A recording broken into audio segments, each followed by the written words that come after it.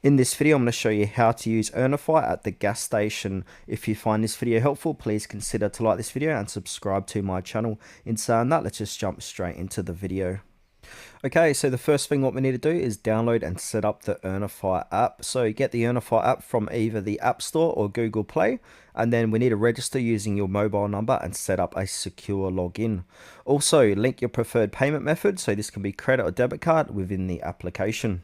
Then from here, go ahead and locate our participating station. So use the app station locator to find a nearby BP or a MOCO stations that accept Earnify.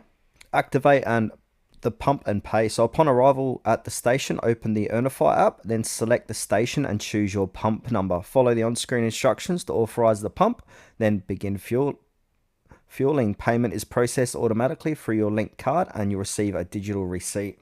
And then earn and redeem rewards. So earn 1 point per $1 spent on fuel and 2 points per $1 spent on in-store items. Enjoy and always on 5 cent per gallon discount on fuel purchases. Redeem points for additional fuel savings, in-store discounts, or special promotional offers.